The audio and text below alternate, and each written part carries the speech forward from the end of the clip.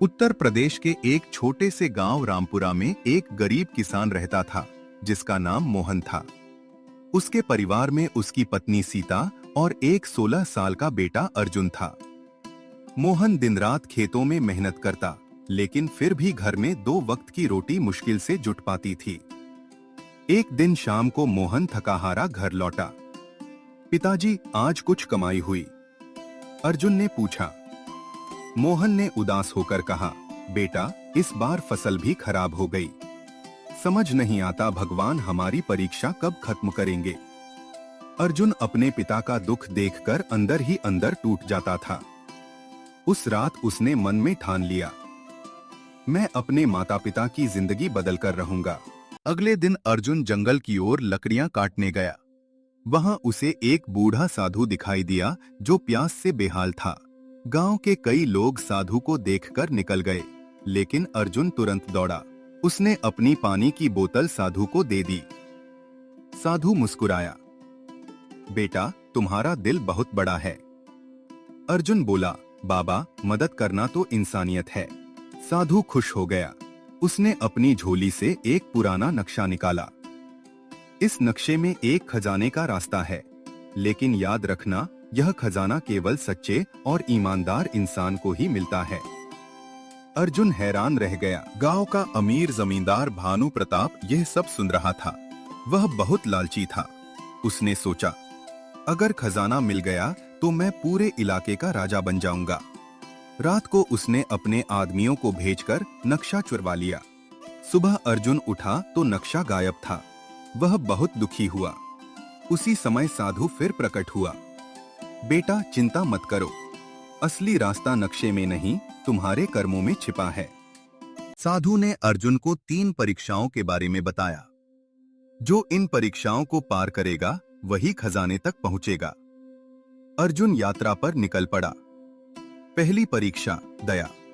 रास्ते में उसे एक घायल कुत्ता मिला। वह भूखा और घायल था।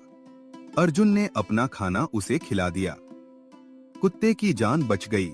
अचानक एक दिव्य आवाज आई, पहली परीक्षा पूरी हुई।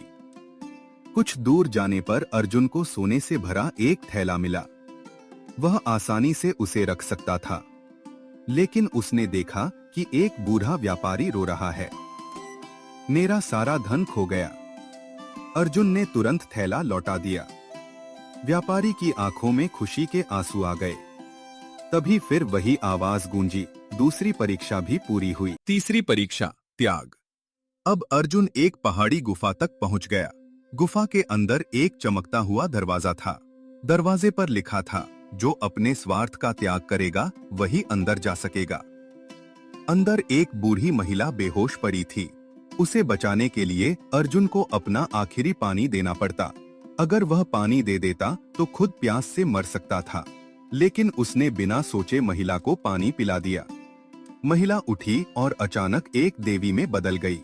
खजाने का रहस्य देवी मुस्कुराई, अर्जुन, तुमने तीनों परीक्षाएं पार कर ली हैं।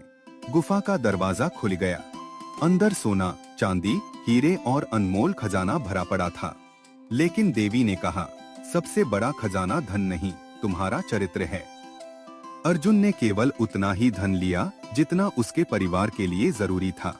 लालच की हार। उधर जमींदार भानु प्रताप भी नक्शे के सहारे गुफा तक पहुंच गया। वह पूरा खजाना अकेले ले जाना चाहता था। जैसे ही उसने सोना उठाया, गुफा कांपने लगी। एक आवाज गूंजी, लालची व्यक्ति को यह खजाना नहीं मिल सकता। कुछ ही सेकंड में सारा खजाना गायब हो गया। भानु प्रताप खाली हाथ रह गया। गांव की खुशहाली। अर्जुन गांव लौटा। अब वह अमीर था, लेकिन उसने धन केवल अपने लिए नहीं रखा। उसने गांव में स्कूल बनवाया, अस्पताल बनवाया, गरीबों की मदद की, किसानों को मुफ्त बीज दिए। धीरे धीरे पूरा गांव खुशहाल हो गया। नई परीक्षा। कुछ साल बाद अर्जुन गांव का सबसे सम्मानित व्यक्ति बन गया, लेकिन भगवान उसकी एक और परीक्षा लेना चाहते थे। एक रात भयंकर बाढ़ आ गई। पूरा गांव डूबने लगा। लोग मदद के लिए अर्जुन को पुकारने लगे। अर्जुन अपनी जान की परवाह किए बिना लोगों को बचाने लगा। उसने बच्चों, बूढ़ों और महिलाओं को सुरक्षित जगह पहुंचाया। पूरा गांव बच गया। सच्चा इनाम। अगले दिन वही साधु फिर प्रकट हुआ। बेटा, अब तुमने साबित कर दिया कि तुम केवल अच्छे इंसान ही नहीं बल्कि महान इंसान हो। साधु ने अपना असली रूप दिखाया। वह कोई साधारण साधु नहीं बल्कि भगवान का दूत था। उन्होंने कहा, तुम्हारी सबसे बड़ी दौलत तुम्हारा दिल है। पूरा गांव अर्जुन की जय जयकार करने लगा। कहानी का अंत, अर्जुन ने जीवन भर ईमानदारी, मेहनत और दया का रास्ता नहीं छोड़ा। उसकी कहानी दूर दूर तक फैल गई। लोग अपने बच्चों को उसकी कहानी सुनाने लगे और तभी से कहा जाने लगा, धन से बड़ा चरित्र होता है और मेहनत से बड़ी कोई किस्मत नहीं होती।